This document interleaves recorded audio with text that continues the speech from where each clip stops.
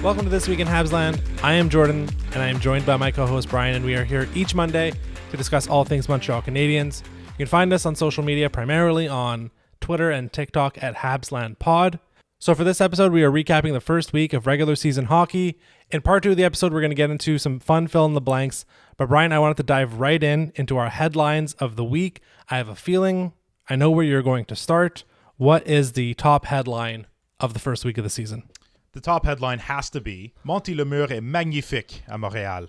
In 2 games at the Bell Center, Montembeault was the most important piece in breaking 2 of the most frustrating streaks in the world for Habs fans. The first streak, and the most impressive that he helped the Habs break, was the Maple Leafs' 227 regular season games without being shut out. So for 227 games straight, Toronto scored at least a goal.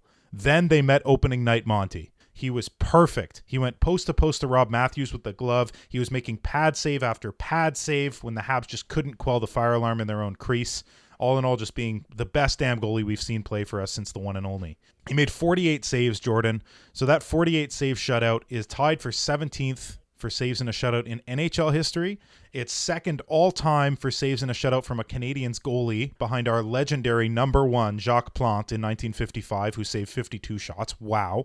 And it's first all-time for saves in a shutout on opening night in NHL history. And when asked about that, or told, like, hey, did you know you're first all-time in this now? This is a record. Monty was like, oh, yeah, that's pretty cool. He just wants to win for his team. He doesn't care about awards. He doesn't care about records. He just cares about winning, which is fantastic. So add Monty to the list of Montreal Canadiens who should also be Olympic Canadians competing for our country. I think the world's starting to turn around, at least Canada's starting to turn around on that now. They've been crapping on him for years, and he's, to me, like, he's the number 1 guy now. I don't see anybody else. These 2 games cemented it, and if he has some consistency this year, it'll be an absolute no-brainer for that. Yeah, I'll just let the record state that this podcast has been eyeing this for well over a year, I believe now at this point, that Montembeault is a legitimate candidate for the Team Canada goalie position. I think Hockey Night in Canada, I forget if it was that second intermission or at the end of the game, they came out and said it, that Monty at this point, I know super early in the year, but should be considered the front runner for the starting goalie position. Yeah. So, I mean, yeah, he has, 72 saves out of 73, a 980 plus save percentage. What he had to deal with against the Leafs in the third period was incredibly impressive. The Sens game, the second period, was about as dicey as it got. Really, the Canadiens were mostly in control. That said, there was a pretty big save, I think, on Brady Tkachuk with about 4 minutes left. It was 4-1 at that point already, but nonetheless, it was a Sens power play and a real nice chance in the slot. And Monty kicked that away. Like, a legitimately good shot and really had to fully extend the blocker out to get it. So I will say I was a little surprised by some of the discussion around worrying about Canadiens goaltending coming into the year, because I think by now we know that Samuel Montembeault has been more good than bad as a Montreal Canadiens goalie. Yes, he struggled in that first year, but his last 2 seasons, he's been fairly reliable. And last year especially, his key strength was how consistent he was. So I did want to ask you this question, Brian, as we're talking about Montembeault and how great he's been, also considering how Caden Primo looked on Thursday night against Boston, which was not very good. How has I pitched in the preseason that it would be like a 55-45 split, maybe 60-40 split between Montembeault and Primo. How has this first week altered that, if at all, your opinion of how we should be looking at it? Because I think we were anticipating a 1A, 1B situation with Montembeault being the 1A. Through 3 games, how has that changed in your mind?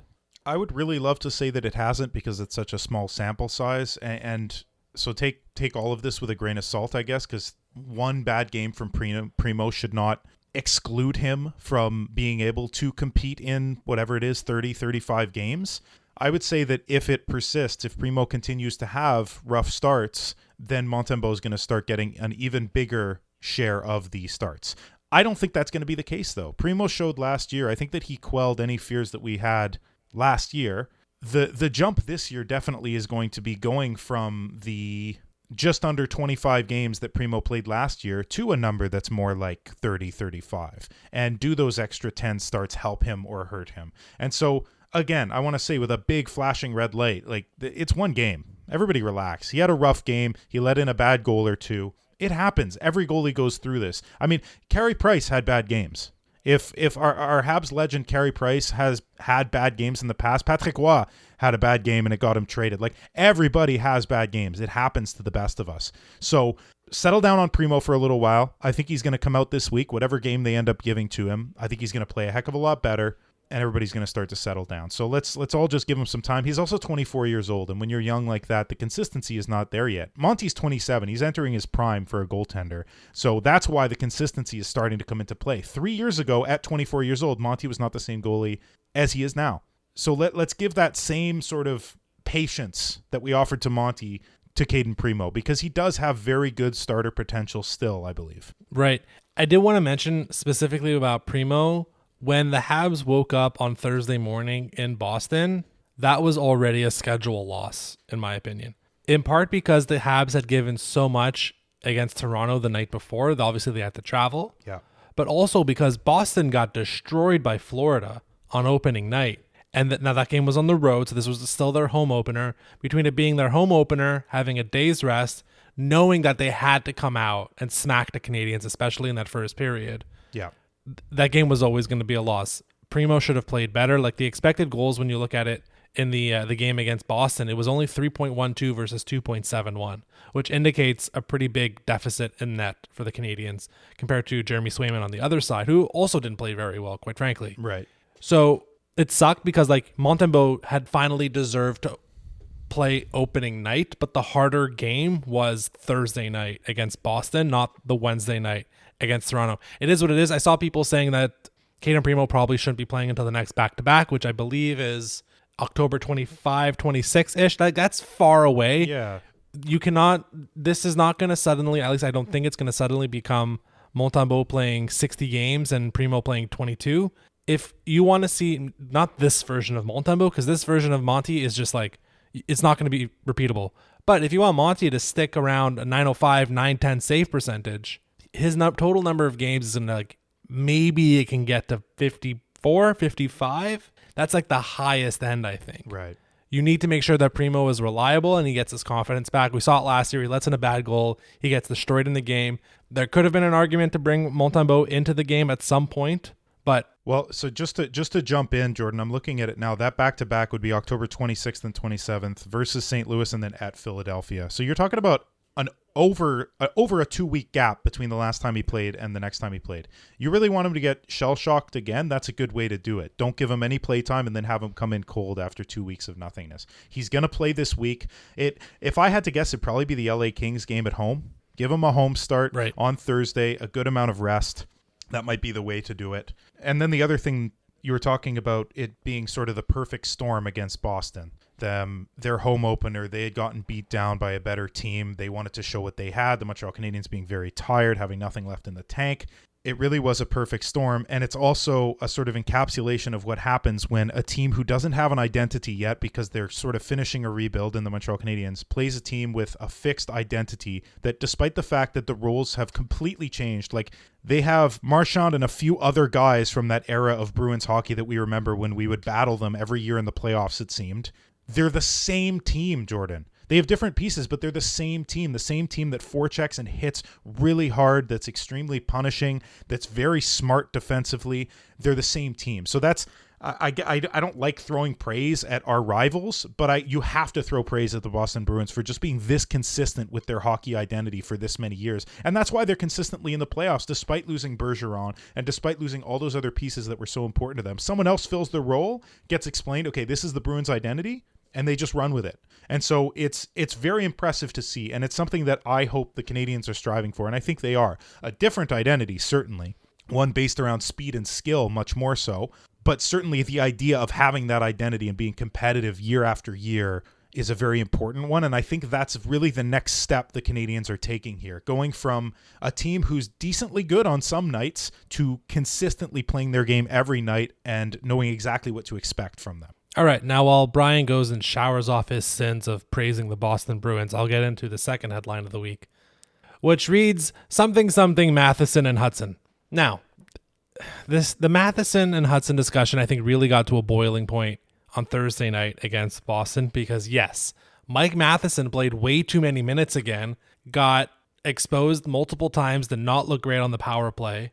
And Lane Hutson played pretty damn well. Played, I believe, at that point, I think 22 or 23 minutes against Boston on Thursday night. I guess we're just going to keep talking about it. I do want to talk about the actual players, but overall, like the narrative, I think it's dying down a little bit that like Lane Hutson is not getting opportunities because Mike Matheson is standing in his way. Well, hold on a second. Lane Hutson is third on the team in ice time.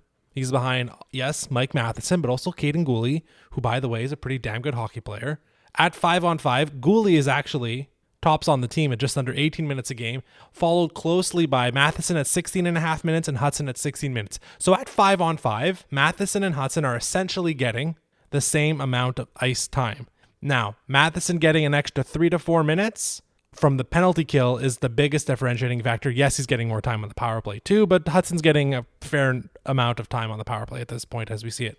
I've also noticed that, I'm sure you have too, that power play 1 has a bit shorter of a leash now this season. Yes. That they're not consistently going that minute 20, minute 30 anymore. They're getting the hook at a minute usually. So that's just some preamble. Brian, let's talk Lane Hutson. We can talk what he did Saturday night, which is already, I mean, there was the cross-check that he got from Max Domi in the preseason, but I think we can pinpoint now that Lane Hutson is already getting under the skin of the Ottawa Senators, because in the third period, at one point, I think this was on the new hook goal, Hutson evades and loses Brady Tkachuk, and eventually it leads to the Alex Newhook goal. And I do want to talk about like Caden Gooley's role in all of this stuff, but so that happens. Yay, Habs score.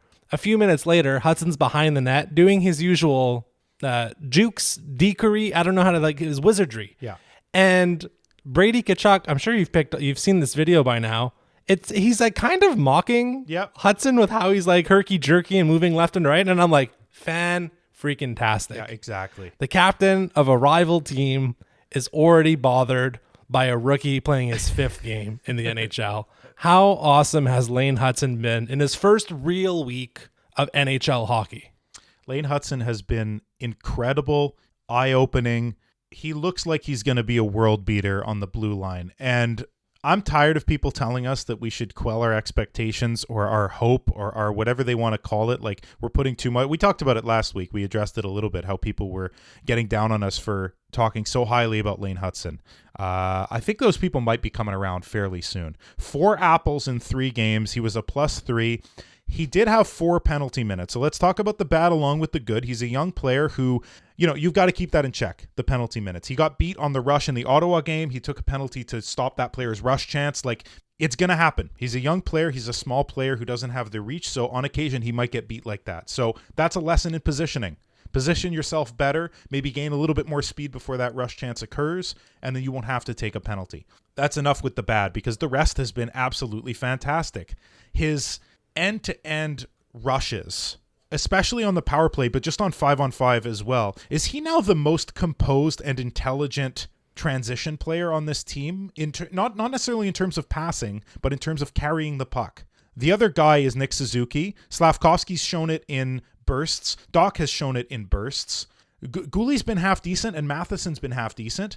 But like Lane Hutson has a success rate of, I think, 100%. I don't remember him losing the puck much in the neutral zone as he's coming end to end.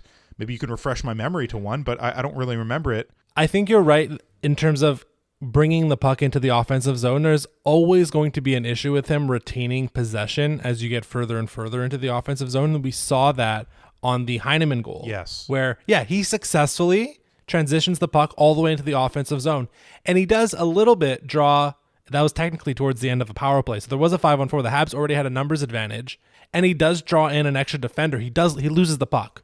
But he works hard enough to the point where Dvorak is in the right spot and Heineman's in the right spot, and boom, they score. So yes, in terms of being able to bring the puck in and transition, he's probably already the best on the team. I think Alex Newhook is really good at it as well. Yeah, fair point. Purely in terms of bringing the puck into the offensive zone, not necessarily in terms of retaining possession once you get into the offensive zone.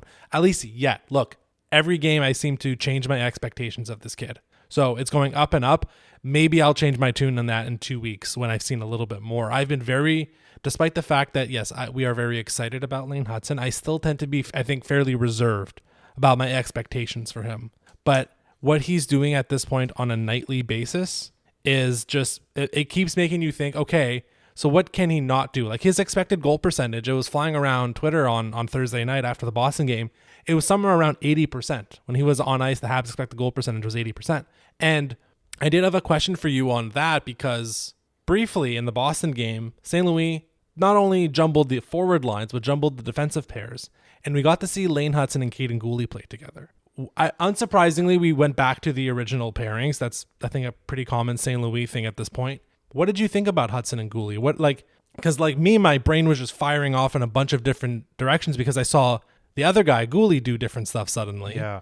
But what did you think about the idea of, Hutson and Gooley? Like we've talked a lot about it's going to be Reinbacher with either Hutson or Gooley, but not necessarily maybe those two together. What did you think of that on Thursday night? It was surprisingly good. I think that it helped cement Gooley's offensive game because he had this other dynamo to his left who could feed him the puck after deking a guy to give him that extra split second to make a good decision. Gooley's really good when there's not a lot of pressure on him in the offensive zone. He'll thread the needle on a shot or make a shot pass to Caulfield and get him to score a goal, take a shot that gets tipped by Anderson. So when he has that extra split second to make a decision like that, Gooley's exceptional in the offensive zone. And then Gooley was also absolutely fantastic defensively. So putting him with a guy who's this offensive dynamo like Lane Hutson, I'm not worried about it. A bad side or not for Caden Gooley, right? Like whether Gooley's on the right because he's playing with Hutson or not, Gooley went up against top-end offensive talents all week, and he was fantastic. I think he ended as a +5, three assists. And he played, 22, 23 minutes a night, Caden Gooley? Just fantastic stuff from him. I don't think we're going to be seeing this pairing a lot, but what does make sense to me is the fact that there's a pretty big difference between your top-end defenseman and your lower-end defenseman on the Montreal Canadiens right now. The Jack Eisen Barons versus, your Gooley, your Matheson, even Savard, and now Lane Hutson. You want to be giving those top four guys a lot of minutes, and sometimes you got to jumble things up to make that work because maybe, I don't know, Matheson's been on the penalty kill forever, and so Gooley's fresh, put him with Hutson, see what happens, or Savard's been on the penalty kill. So I really think that works well. I want to address another thing you said before about him, I think, kind of making a fool out of Brady Tkachuk, getting, they're down 4-1 and he's dancing to make fun of a kid who just joined the NHL and who's great. Hutson, in general, when he's trying to juke a guy or he's behind his own net or he's at the blue line especially, he looks like a golden retriever that got off the leash in a park and the owner's trying to grab them by the collar and he's just kind of head fake back and forth. I don't know if that's ever happened to you guys, you listeners, but that's exactly what he looks like. And he's got a huge smile on his face, which a golden retriever would as well, or any type of big dog that has fun juking their owners, trying to get away from them. So all in all three of these players, I think, on the left-hand side deserve a ton of ice time, and that's what makes this whole discussion very tough. And we could probably bring it back a little bit to the power play discussion, because I have something to add here. Of course, there's the very obvious change to the power play units that we've all sort of been clamoring for. Hutson being promoted to power play 1, Matheson being dropped down to power play 2. I will say, in Martin St. Louis' defense, for keeping it the way it is, this is the closest we've been to 2 fully functioning power play units in many years. The top unit is not perfect, but as we've seen so far this season, last season, they still have a bunch of ways to put the puck in the net. Caulfield has his one-timer. He has his low standing by the goal line wrister while looking the other way that just goes under the bar. Suzuki has his curl back behind the blue line to receive a pass in stride, shoot with precision. Slavkovsky's put in some one-timers and been a bumper guy as well. Doc is a bumper guy, a net front guy. They have a bunch of ways to score. They don't necessarily need Hutson there in order to score. Would they be twice as good with him there? Probably. Let's just be real. But what this does is it makes it so that you have 2 fully functioning power play units. Hutson is essentially taking 4 guys, maybe 3 guys. Let's put Newhook aside, but the other 3 guys on a contending NHL team probably would not be on the power play. First unit or second unit. He's taking a non-functioning second unit of the power play and he's making them good. Chance after chance, seam pass after seam pass, deking a guy to open things up. Hutson really is incredible, and I think it would be a mistake to undervalue or get excited or whatever you want to call it about Lane Hutson, because I think he's going to be fantastic. He looks like an elite offensive defenseman already in the class of the Adam Foxes, dare I say the Cale Makars, at least on the offensive side, the Hughes. he's up there already, and he's just going to keep getting better, Jordan. And just to sort of close the book on this whole Hutson thing as well, defensively, he didn't look that bad. I mentioned the sort of blunder he made not keeping with the guy and having to take a penalty. That's going to happen now and then. But all in all, I thought his positioning was fairly sound. His stick checking in the defensive zone was pretty good. The one thing he's got to improve is avoiding checks while also keeping the puck. I think at a few moments he was a little bit afraid because a guy's barreling down on him, a guy who's frustrated at how he undressed them earlier, so he wants to just hit the crap out of him. And so, rather than just taking the hit to make a play, he's often with one hand trying to reach for the puck and losing it. That's fine. He's going to learn that. That comes with time. I think we've done a lot of deliberating about these defensemen. Do you have anything to add on them, on anybody else? Yeah, just a couple closing notes. Well, I like what you said actually about playing with Hutson. I mean, he just creates space. And that's like the big differentiating factor you're seeing between him and Matheson on the power play. And I can also say this at 5-on-5 is Hutson understands how to make space when he has the puck. It's not just about like pass or shoot. It's pass, shoot, or move. And he moves with the puck really well and creates a lot of space. Creating that space for Caden Gooley has allowed Gooley to make some really fun passes this past week. And I mean, you even saw it in the Ottawa game where they happened to be on the ice at the same time. Gooley was all the way below the net at one point. And I think this was on the Newhook goal that I mentioned earlier, where he brings the puck back up to Hutson and Hutson eventually finds Newhook. Beyond that, I think with Gooley, what we're going to see this year is, I think like what we've been so excited about when he was 20 and 21 was like, wow, what a responsible defenseman that you can trust with like a touch of offensive flair. This year, I think we're going to see him actively breaking down other teams, like being proactive defensively. I think is going to happen more and more with him. And I don't think he stays with Matheson the whole year. I think they're going to move it around. One player who I can say like his stock went up massive this week, other than Lane Hutson, is Jaden Struble, because you can tell St. Louis right now does not trust Arbor Jacki, nor does he trust Justin Barron, and for good reason. They both had up and down weeks. I thought Barron looked a bit better than Jacki. Yeah. And Barron's getting a bit of time on the penalty kill, which I think is crucial at this point for his, not only his development, but his stay on the Montreal Canadiens. Jaden Struble comes back, and I think a lot of this is we're going to calm down a bit on the defense, because that'll be a reliable person on the third pairing that I think you would put with Justin Barron. I think it would be Jacki at this point coming out of the lineup. Yeah. So that's the other guy. Like, hopefully Struble comes back soon, because St. Louis is dying to put him in the lineup, because I think that'll stabilize the back end, because part of Matheson having to play 26 minutes is not because Hutson's not ready. It's because whoever the third pairing is not playing great right now.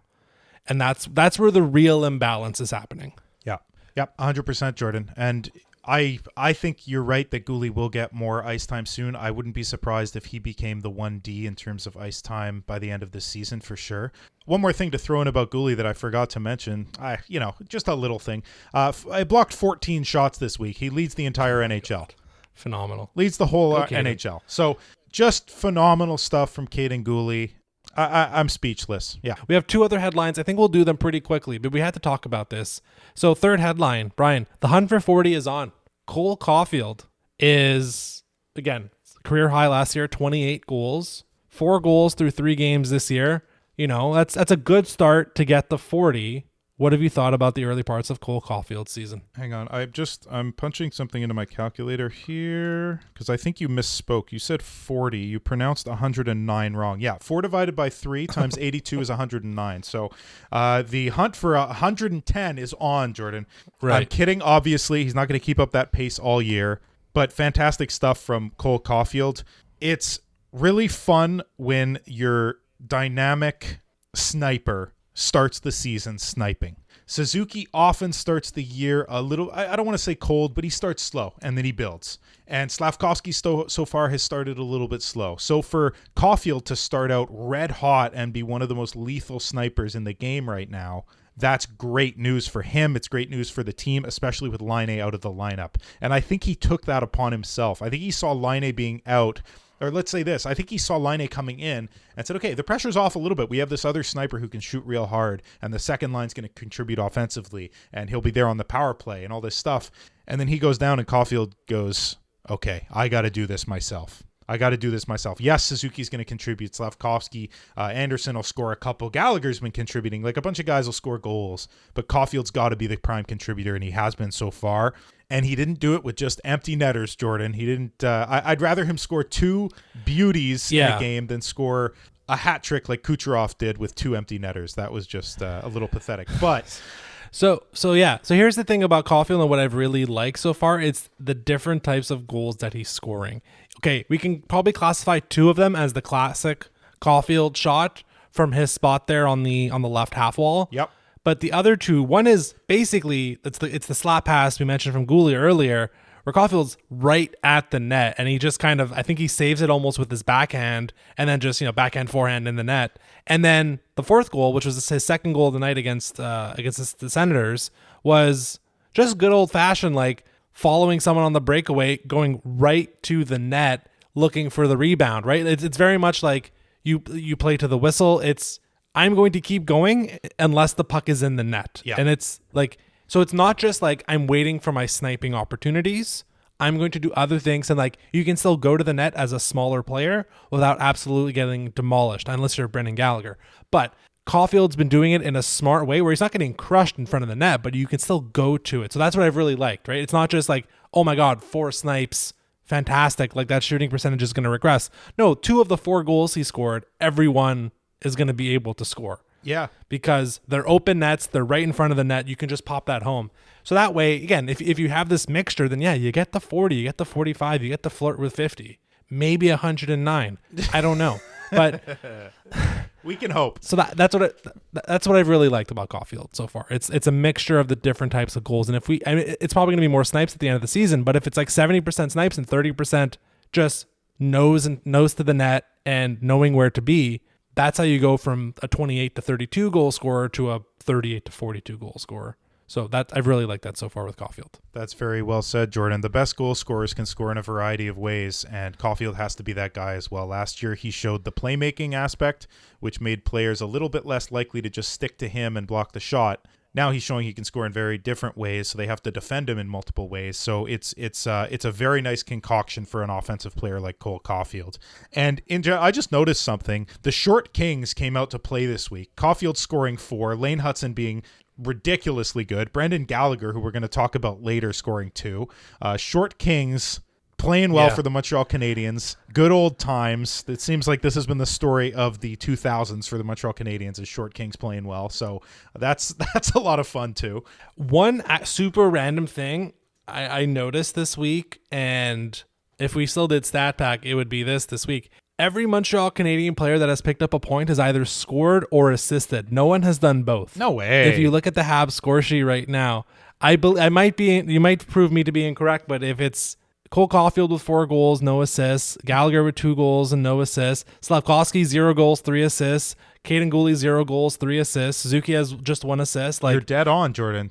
Yeah, even the guys with like Heineman scoring his first NHL goal too, which is fantastic. No assists. Yeah, Suzuki, Newhook a goal, no assists. Matheson. Wow. Weird. Very weird. Very weird. Cool stuff. That'll probably stop like our very next game. Like that's a weird trend against Pittsburgh. That's going to end, but that's pretty neat. Yeah, we'll score 7 against Pittsburgh. Yes. Okay, so or we just keep this up and Slavkovsky finishes the season with 109 assists. So last headline. Very quick one. We wanted to include this because there's some other guys we wanted to talk about in some capacity. This 4th and final headline of the week is Know Your Role. And I created this one at the beginning, maybe about halfway through the week after the Boston game, because I had liked what I had seen out of Josh Anderson and what I believe is a new role for him. When Josh Anderson was traded to the Montreal Canadiens, he was brought in to be a power forward, a top 6 forward on the first wave of the power play, scored 20-25 goals a season. He kind of did that. I mean, he definitely cracked 20 goals 2 years ago. Some injuries kept him below 20, but for all intents and purposes, he was a 20-plus goal scorer for his first 3 seasons as a Montreal Canadian. We know what happened last year. It was very disappointing. This year, Brian, he is not on the first wave of the power play. He is not in the top 6. He is, correct me if I'm wrong, not on the second wave of the power play either, but he's on the penalty kill. Yeah. He is 3rd, 4th line. He's playing his least amount of average time on ice since, I believe, his rookie season. Already this year, through 3 games, Brian, he has played more penalty kill minutes than he did all of last season. Wow. So now, look, he did not play great. And this is why I was kind of hesitant to keep this headline in. He did not play great against the Senators on Saturday night. He took 2 dumb penalties. He's taken a few already this season. So we got to refigure that out. But I think with less spotlight on him, he'll be able to hopefully adapt his game, continue to be physical. He's always stayed physical, but with a little less pressure to score. I mean, the cap hit is the cap hit. Who cares? But if he is good at killing penalties, can pot 15 goals, solid in terms of his physicality, and not being too dumb and taking too many penalties, Josh Anderson might be able to like almost redefine who he is and understanding his role. I want to talk about Logan Mailloux in a second, again, in terms of understanding his role. But on the Josh Anderson front, he was the scapegoat last year. He was the whipping boy. The Habs fans, for some reason, need to have one every year. This year, we know it's Mike Matheson. So what have you seen from Josh Anderson this year some good, some bad, right? Of course. And you have to take the bad with the good when a guy is transitioning from one role to another. That, I think, is the big thing here, Jordan, where you're dead on that when he came into the fold, his role, or at least the potential that everybody had set for him, was going to be a top 6 forward. And over the years, we've seen that maybe the hockey IQ isn't at that level, but the speed is there, the checking is there, so he's more of a bottom 6 power forward style player. And now you're adding this penalty killing element to it. He's got 7 hits this week, so he's definitely accomplishing that role. And what I like about him on the penalty kill too is it's not necessarily in the defensive zone. Anybody can be taught on where to stand, and if you're big and have a long reach, you could break up passes and stuff like that if you have good reaction time, which I think Anderson does. Like, anybody can kind of be taught how to kill penalties.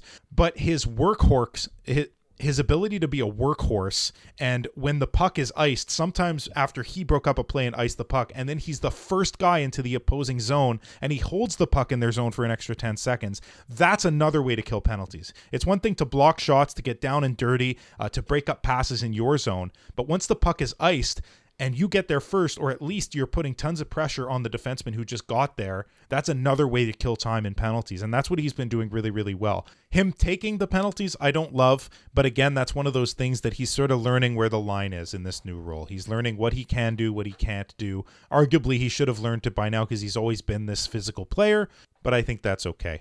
I want to jump into Logan Mailloux now. I think you're excited to jump into it. I'll let you take it off because it was your idea to bring Mailloux up in this know your role sort of idea here. So what do you have on him? So I think coming into training camp, we thought Mailloux had the inside track to make the Canadiens. And of course, he was one of the last cuts. And it's not that he had a bad training camp. I mean, some folks might think that, but I think it's more he was playing it a little too safe, wanting to not make mistakes, right? And then he goes to Laval. He's the player he was again last year. Yeah. Where he was the best rookie defenseman in the AHL last season. He comes back and he has 4 points on Friday night against Providence.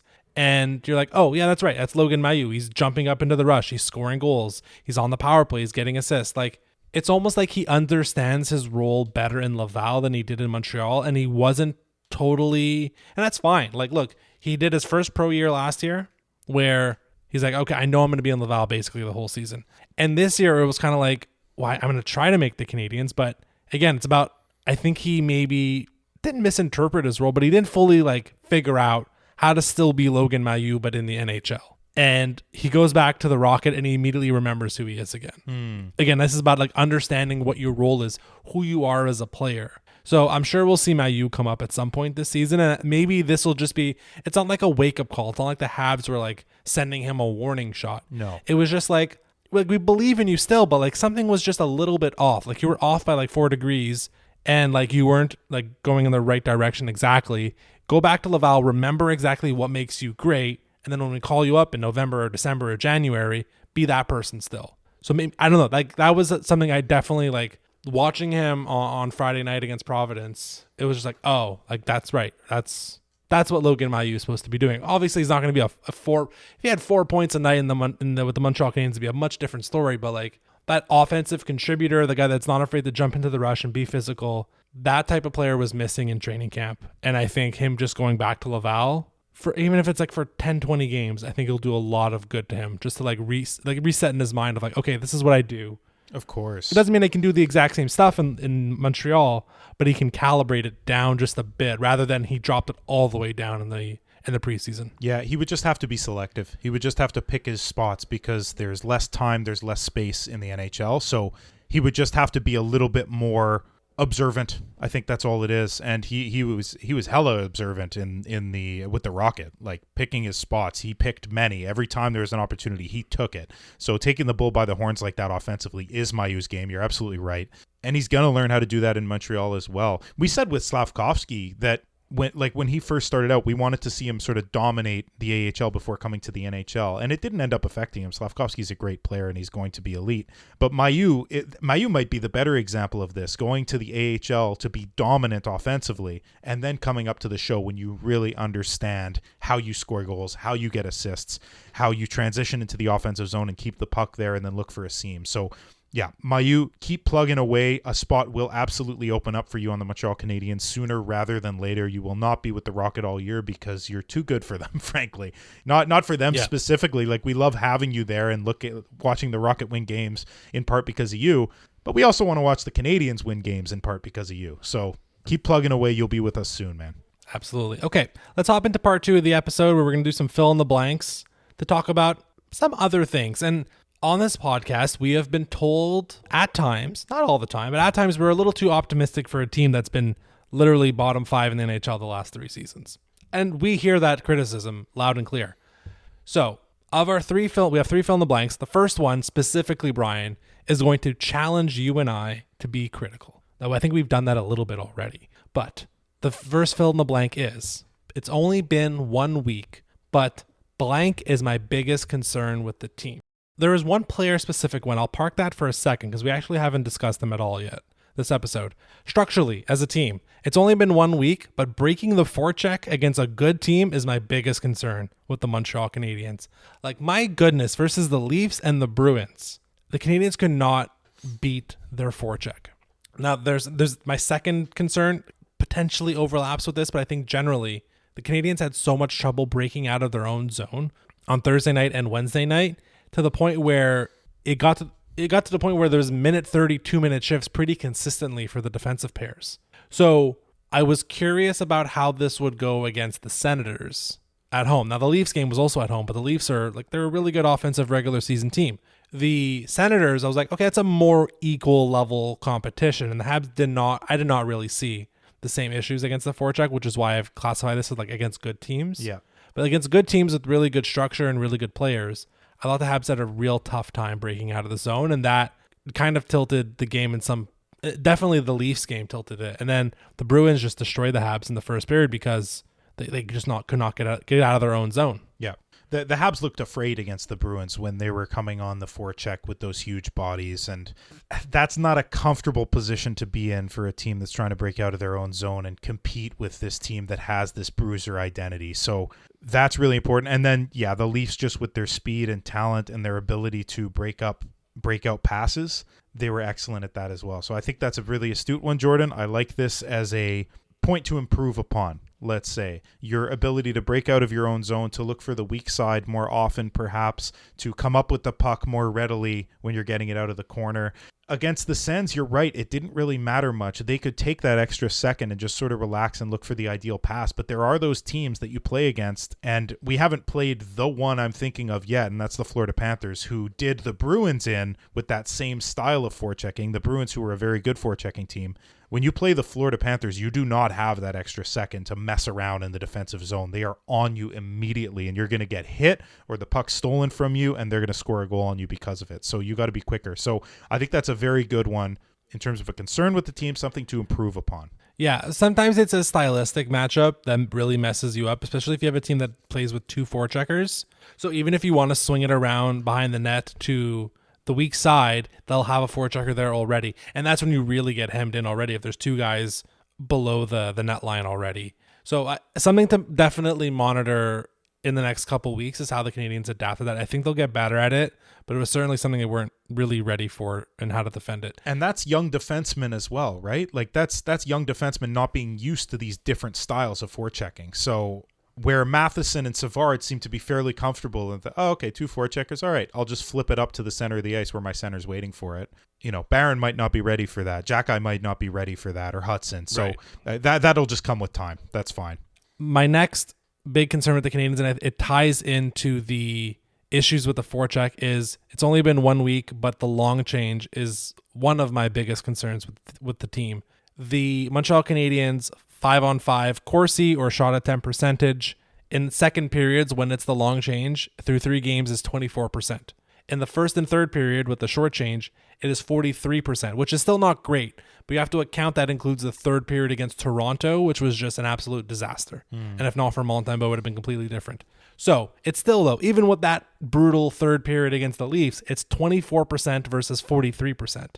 So I think they're connected, right? I think the forecheck issue and the long change is connected. But even against Ottawa outdid the Canadiens 18-7 in shot attempts in the second period. It was the only time the Sens looked at all dangerous was in the second. First and third, the Canadiens had that game completely under control. So again, I feel like we've talked about this in years past where the long change seems to be really problematic. Again, I think you already mentioned it, Brian, but can we just mostly chalk this up to young defensemen? It's young defensemen, and it's also something else just flashed to me. The Habs were awful on faceoffs against the Bruins and against the Leafs.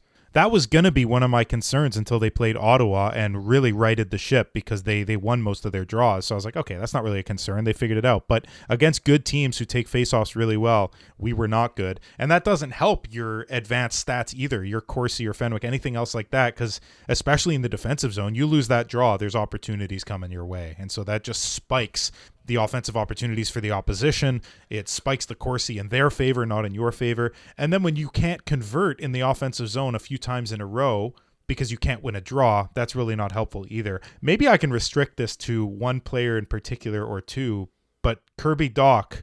Okay, so I'll stop you right now.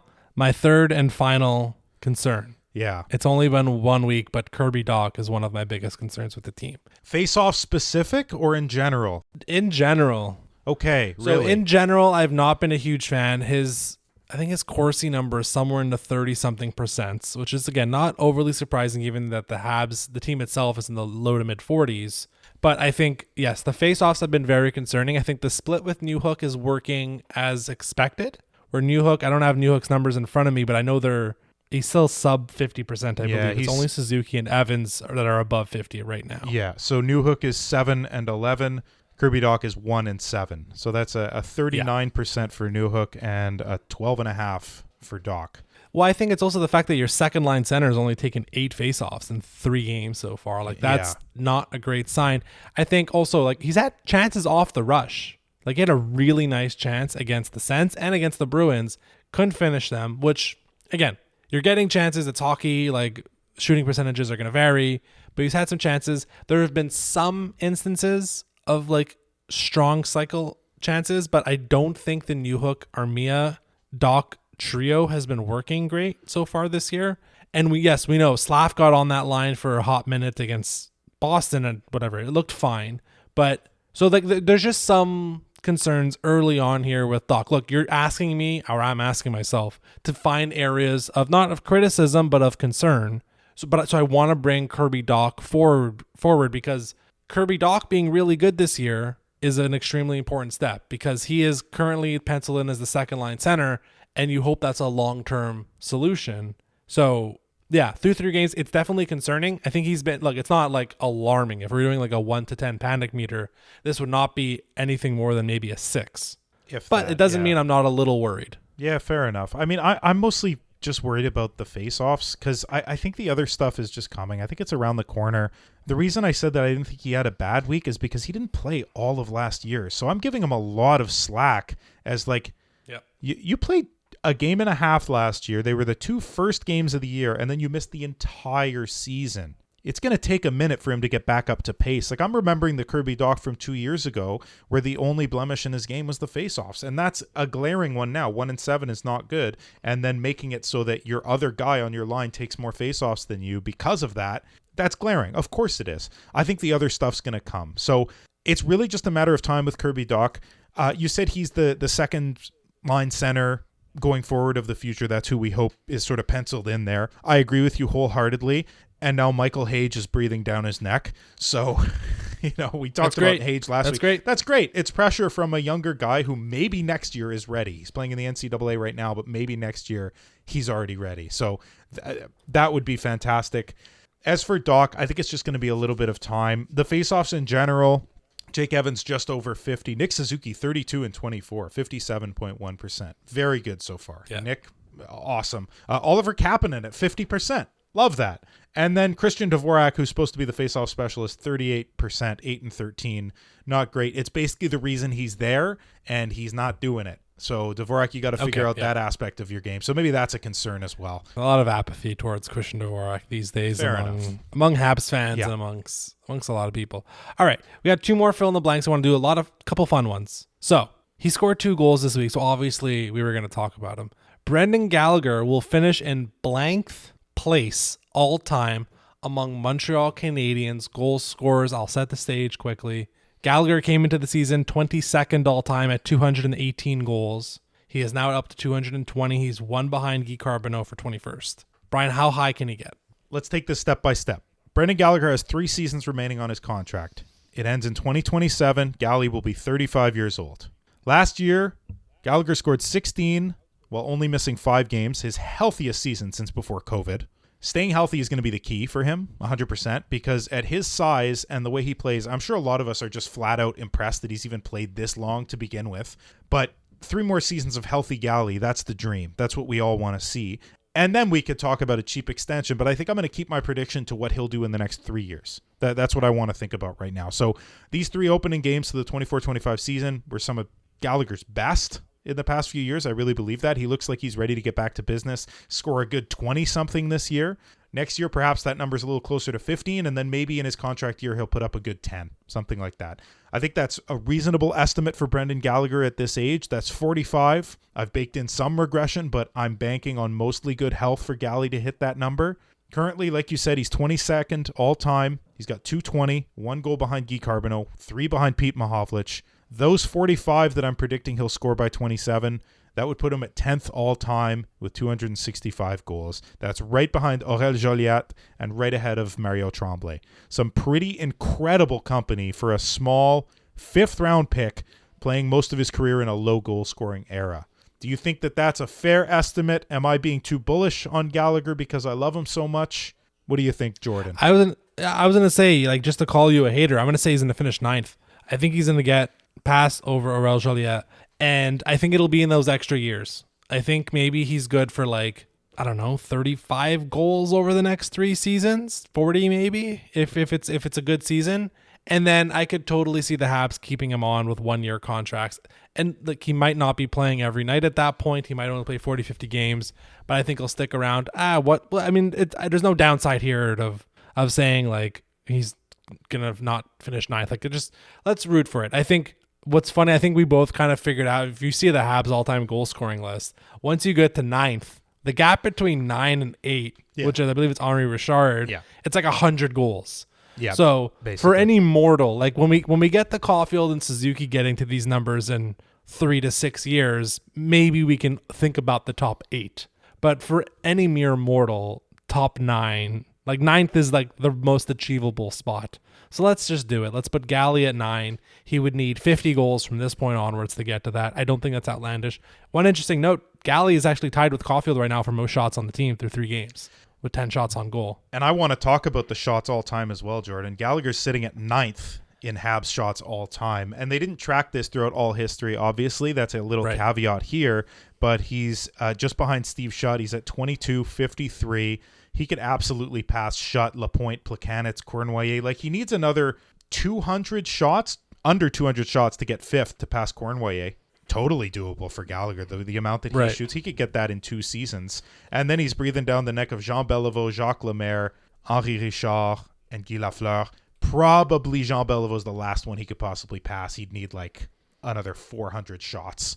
And that seems like a reasonable estimate of what he could hit. He would need like 800 to reach Lemaire. And I think that's just not going to happen. Caulfield, though, in many years, he could be breathing down Lafleur's neck for 1st in shots. So the one thing I was hoping for, I don't think it's super realistic, but Brendan Gallagher is 6 goals away from tying and 7 goals away from passing Max Pacioretty. And I was hoping that he could do it against the Leafs. But the Canadiens play the Leafs again on November 9th. I don't think Galley can pot another I mean, he might, but I don't think he can pot another 7 goals in the next 10 to 12 games. That seems unrealistic. The next time after that the Canadiens play them is mid-January, which might be more realistic, but I also might want to pass. I just thought that would be funny if we can pass Max Pacioretty, and that would be for 18th all time. Needs 7 goals to pass him. Anyways, final fill in the blank. We wanted to maybe do this last week. We ran out of time, but we're going to do it now. Brian, blank will defeat blank in the Stanley Cup final. Yes, this is our NHL-wide Stanley Cup prediction. Brian, who will win the Stanley Cup and against who? I'm saying the Dallas Stars will beat the Florida Panthers for the Stanley Cup. Okay. Very often over the past several years and throughout history, a team who just won the cup at least gets to the final. They know how to do it. I think the Florida Panthers can do it. I would not be surprised if the West looked very similar, Edmonton and Dallas going in the conference final, and I like Dallas a lot. Now, if I was picking with my heart, I'd probably pick Edmonton to go back and beat the Panthers. But I think Dallas has an incredible team. I think they're going to go on a run. I like Vancouver a little bit as well, but I really think that those are the 2 teams out of the West, Dallas, Edmonton. And then Florida, I think just is a wagon in the East. And then New Jersey is actually my other pick, who I think that they're going to beat in the Eastern Conference. You're only allowed to pick 2 teams, Brian. You got to pick 2 teams. But you know how I work, Jordan. Stop trying to hedge. Stop trying to hedge. You got to pick 2 teams. I'm not hedging. It's Dallas over Florida. That's the pick. Yeah, as far as I know, you're picking all the other teams to miss the playoffs. I don't need to know the rest of your life story here. Okay, who are your picks then, Jordan? Dallas over the New Jersey Devils. I thought I was being fun by picking Dallas, and that I was going to zag against Edmonton, which I thought is where you were going to go. Listen, Dallas has that perfect blend of vets and like Matt Duchene and Ben and Tyler Seguin. And then you have the young, like the real young guys like Stankoven and Wyatt Johnson. You have the guys in their prime like Ottinger and Robinson and Heiskanen. They have the perfect blend of guys. Yes, their defense after 3 players is like pretty bad. Like, but we just those ignore. 3 players play like 47 minutes a night each, so it's okay. Yeah, like in preparation for this, I was just looking like, oh, like what are their ice times already this season? For Heiskanen, Lindell, and Harley. And so they're already averaging 24.5, 23, and 22.5. So, I mean, pretty good. Yes, after that, when you have to make your way down to Ilya Lyubushkin, suboptimal. But I think beyond that, the team's looking really good. Something that was brought up to me last year when talking to someone was how, and Colorado's off to a rough start, is that the Stars have the Avalanche's number. Like they just do. So when you look at the Central Division, the Stars should be the favorite. And all they would have to do at that point is likely beat Edmonton. And I think that's totally doable. I mean, it was close last year. Yeah. Sorry, I just want to jump in on the Stars very, very fast before we get into Jersey, who's another very good pick. $2.5 million of cap space for the Stars right now. So if you trade away a guy you like less on the blue line for somebody better and you get some cap going the other way, maybe give a pick or 2, which they have some pick capital as well, the Stars. Your forward group is already fantastic. You don't need to do much there. Maybe the bottom 6, but that's cheap. Your goaltending is incredible. Like you're sort of top 5 in the league goaltending wise, so you don't need to touch that. If you just improve your defense, you're that much better, and they have the cap space to do it and the assets to do it. So addressing the 3-3 thing on their blue line, I think that's very easy for the Stars to do leading up to the trade deadline. Now give me your spiel on the Devils, because I think that's a great pick. Yeah, I mean, like just to close out the Stars, it's 3 lefties, right? And when you look at Harley, Heiskanen, and Lindell, if only there was a right-handed defenseman that was an expiring contract with agreeable money. Anyways, we don't have to get into the Savard thing. We already said he's extending. He's too perfect for Hutson. We'll see. Okay, so the Devils, listen, this is the argument. They were 30th in the NHL last year in save percentage, and they got Jacob Markstrom and Jake Allen, or Jacques Allen, as we like to call him. Jacques Allen, yeah. So, okay, you're going from 30th to like 13th. Is that realistic? 10th? I'm not saying they're going to be world beaters. Even if you're being pessimistic or conservative, I think 15th to 18th at worst. Yeah. But then your forward and defense group are insane. So that's going to more than make up for them being just average in net. You still have Hughes, Mercer, Meyer, and Heischer. Yeah. Like that's a top 6. Again, you need 2 other guys. Thomas Tatar can fly in there. Like they have guys still. And their defense is still loaded as well. We're seeing it's Seamus Casey and Simon Nemec are also making their way up this year. Yeah. There's guys there. there's no one, again, like Florida's the obvious pick, and you made a good point. Like, there is historical precedence of a team making the Cup final 3 years in a row. 4 in the Cap era is basically unheard of. Yeah. Teams fall off in that 4th year. We saw it with Tampa Bay. We've seen it with Pittsburgh and Detroit and back in the day as well. 3 years though, totally on the table. It's very frequent. It happens, right? You have the Crosby Pens. You had the Lightning just do it a few years ago. It's very realistic. So there's no like, oh, Stanley Cup hangover. Florida should be the favorite. But I think New Jersey offers something a little bit different. So we'll see. And they didn't make the playoffs last year. I think they're going to be well rested and ready to go. So that's my pick. I'm going to go with Dallas over New Jersey. You're going with Dallas over the Panthers. Well, I gave what I would like to see. I gave my Edmonton pick probably over the Devils, if I'm being honest. Like, that's what I would like to see. I said that I wanted them to beat the Panthers, but I think I'd rather the Panthers lose in round 1. I think that would be the funniest. What would you like to see? Is this the iteration that you want, Dallas, New Jersey? I mean, obviously we want the Canadiens to beat somebody in the like whoever, Vegas in the final, but realistically, who do you want in the final? Realistically, I mean, Florida's an exciting team, but I'm kind of sick of them. Yeah, so exactly. I'm okay with keeping New Jersey as my pick. I've never found the Rangers. I'm just looking from an excitement standpoint, right? Maybe a little bit of bitterness. So I'm never really going to pick an Atlantic Division team.